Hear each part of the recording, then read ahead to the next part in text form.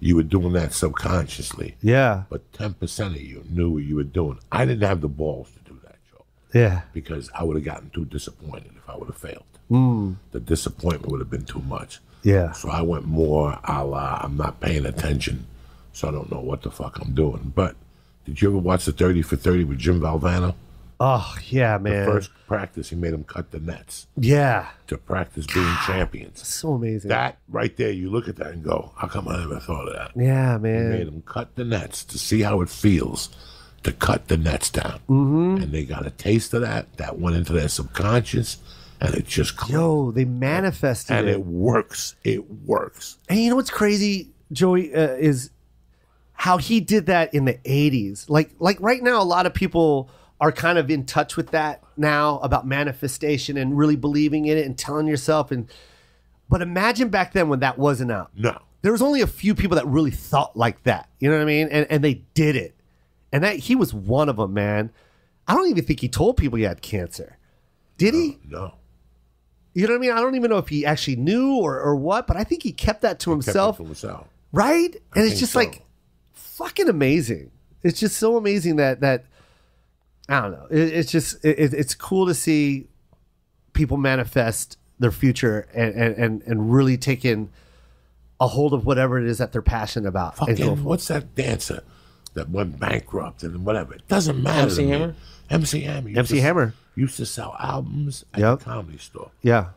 People will say he would back his car up and sell albums Oh, out of the store. bro, I was watching a documentary on Hammer. Oh, yeah, you are good, Joey. That's true. Right? God damn, That's a yeah, true story. because I was watching the documentary and he had a deal with Capitol Records and he turned it down. I'm going to make up a number. Let's just say it was $1 million deal, okay, which is a lot of money for a rapper back then, right? And he turned it down because he said, I can sell more of them out of the back of my trunk outside of a nightclub. He would literally take his single that he produced himself, go to a nightclub, beg the DJ to play it or tip him a little bit of money, make him play it in rotation. And once that song came on, he went to the floor and just started dancing because he knew everyone was going to watch him dance. And then literally he would just wait outside, and as the nightclub would close, he would just stand at the back of his car and people would walk up to him. Yo, you were the guy that was dancing. He was like, yo, that was my song. Boom. And he'd sell it out of the back of his car. That's the shit, man. You know, all that shit always affects me. It always touches me. Jamie Foxx called his name Jamie Foxx. It sounded like a girl, and he knew he would get stage time. What? It's genius. See, what kind That's of genius. fucking thought process so when is you that? Hear, That's amazing. When you hear that Yeah. shit, you go, oh, Yeah, that's man. how I got to run this Yeah, man. game. I got to be that slick Yeah. to run this game. Yeah. He would go to the comedy store, and he knew if he put his real name down, he was a guy. Yeah. So if he put Jamie Foxx, they thought he was a girl. You got to be kidding me. That's genius. And his grandmother, you never saw that actor's studio? Uh-uh. His grandmother used to make him play the piano every day Oh, when he was a kid. And she'd Yeah. tell him, someday you're going to need this fucking piano. And he ended up playing Ray Charles. dude. That's the shit that you sit there and go, Man. this is why you have to pay attention. This is why. Yeah, man. All that stuff. Even when you watch Rocky, he didn't manifest himself. Mm-hmm. He went back when what fucked Rocky up. Because I was watching it the other night. It's such a good movie. Yeah. But think what changed him. The button that changed him is when he went to the arena and he told the guy that his shorts were colored. The color were wrong on the shorts. And the guy took a puff of a cigar and says, it doesn't really matter. I think you're going to give us a good fight. And he just looked at him like it just clicked Yeah. in his head. Oh, shit. And he was half retarded, Rocky. But he let it affect him. He went back, woke up Adrian. Yeah. He woke Adrian up, and he told him he was scared. And that was it. He went in there to fight for his death. Yeah. He said, I'm fighting for my death. All those type of stories are everyday stories that you have to pay attention to as a young man to see how to get across that peak. Yeah. These are the little things he had to do. Up to about 2 years ago, I thought Sylvester Stallone was just a lucky guy. Mm. And then I started watching the Rambo started coming on. And Yeah.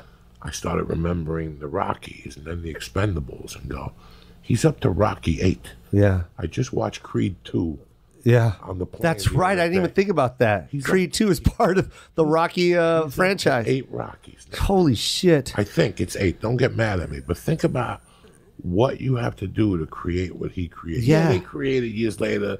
You know, you got the John Wick series. You got you got the other guy that's got a great series, but nobody's really done what Rocky's done. 4 or 5 Rambos, and he's doing Rocky 9. Yeah. He's 70, ain't he? 70. And the Expendables, you almost said it, yeah. Yeah, he's doing. Holy shit, the Expendables are up to almost 4. I think it was 3 or 4, yeah. Dude, that's amazing. You know, here's a guy that gave away his dog because he couldn't feed him. Here's a guy that took a script and said, "No, you're not going to let Ryan O'Neal play Rocky." No, not That's in my fucking. crazy. I didn't even know that. No, yeah, he fought him to the end for like $100,000 when they shot that scene with the. But he was the director of Rocky, right? No, Oh, this whole time I thought he directed He Rocky. wrote it, I think, right? he wrote it. See who directed Rocky. So then he directed Rocky 2 then, right? Fuck. This whole time I thought he was. I don't think he had juice to like 4 to start telling motherfuckers. Oh, he could really? direct. Oh, man, I've been May- telling I the could wrong be wrong. story this whole time. I can It be says wrong. John G. Avildsen. Oh, I've been telling the wrong story, man. I always thought like Stallone was one of those wrote it, directed. You know what I mean? I thought Rocky was his baby. Well, he's got a little bit of whatever in his past. People haven't raised their hand. I just heard a very interesting story. I heard a story that, and my buddy's going to kill me for saying it because he listens to the podcast, that Sylvester Stallone had a script. No. Sylvester Stallone went to Bayonne to train with Chuck Wepner. And Chuck Wepner had a notebook with all his notes in it. And when he went to train, Chuck Wepner's trainer told him no because he had done porn. So Sylvester Stallone took Chuck Wepner's notebook and he wrote Rocky. Really? Yeah. And then The Expendables was one of Eddie Bravo's students who wrote it. What? Called Sylvester Stallone, took him to a meeting. Sylvester said yes. He never heard from the guy again. And one day he's sitting in his living room and a commercial comes on showing The Expendables. So he sued him. And if you remember The Expendables, they said written by Sylvester Stallone, and they put that guy's name. And he went on to write Godzilla and some other stuff. But the original story is he got that presented to Sylvester Stallone. This is crazy. Sylvester Stallone said, yeah, because it really doesn't matter. At the end of the day, Didn't he have something like that with Rocky too? With Rocky? something. That's what I'm saying. That's the Chuck Wepner. Oh, thing. that's a Chuck. Oh, That's the Chuck Wepner no thing. shit. Chuck Wepner was like, listen, whatever happened, you didn't protect yourself. Go fuck yourself. Yeah. You should have known better when to win your lunch. You should have been prepared who you're dealing with in this city. But still, he kept it alive. You know, it's like when they always say, well, Led Zeppelin took a lot of music. Well, you know what, man? I know they didn't take, it's like when they got accused of taking Stairway to Heaven. They probably did. They probably did take that melody. But who's going to overturn that in today's world? When you hear the first 3 chords of Stairway to Heaven, Yeah. Everybody in high school lost a friend. They put that album on. Yep. You're going to reverse it now? And break Yeah. up. You know how many people got buried with Led Zeppelin fucking 4 or whatever song that album is Yeah. on, 4, I think. They call it something, that album. You know how many people got buried with that Led Zeppelin album? But these stories I tell you about Jamie Foxx, and I got 1,000 other ones that really, Ricky Ricardo, Yeah. was his parents sent him from Cuba to a private school because Batista was out of control in the United States, in Cuba, out of control. Yeah. And they knew they were next.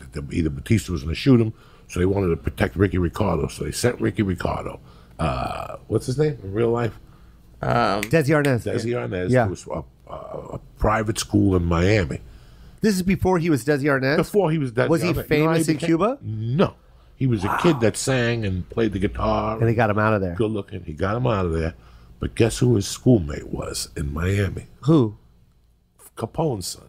Get out. So Christmas time, everybody's going to their respective houses for Christmas, and there's this poor little Cuban kid going, I got nowhere to go. Capone's father said, your son said, you're coming with me. Took him to Chicago. It's 1940. They never saw what a fucking Cuban was before. And this guy Yeah. walks in with pointy shoes saying, hello. And Capone fell in love with him. And one day he called Capone and said, I want to play this club in New York. Capone made the call. And that's the story of Desi What? Arnaz. Are you fucking kidding me? That's a real story? That's a real story. So, and then somewhere he met Lucille Ball. yeah, Which is even more crazy. Crazier. Crazier. The opportunities never end. So Never ends. Now, all those type of stories. Now, before I went to prison, you guys are gonna laugh. Yeah. Before I got locked up, I probably went to 3 Anthony Robbins seminars. Before. Yeah, and they did. They just put me in jail. That's it. They just made my fucking crime game stronger. Yeah. Anthony Robbins like motivated me to steal more. I'm like, wait a second. Yeah. Like that. Oh, man, in those that's days, good. it was like your eyeball saw it, and then it registered in your mind and set off a certain trigger. I don't know what trigger he set off. I couldn't stop snorting coke. Anthony Robbins pushed me over the side. That's I walked funny. down one of those coals. I couldn't stop snorting coke. Yeah. What fuck? You motivated me to snort more coke. You motivated me to kidnap a motherfucker, cocksucker. 3 fucking things. I manifested it and I became a kidnapper. It's from Anthony hysterical. Robbins. So I don't talk with Anthony Robbins no more. He just talks right now. I wouldn't talk to him if you paid me to kiss it. Yeah. What the fuck are you giggling about? No. Why did you like him? What did He did an error. I knew a second ago, but now keep going from where you told it, because then You know that little forehead you got?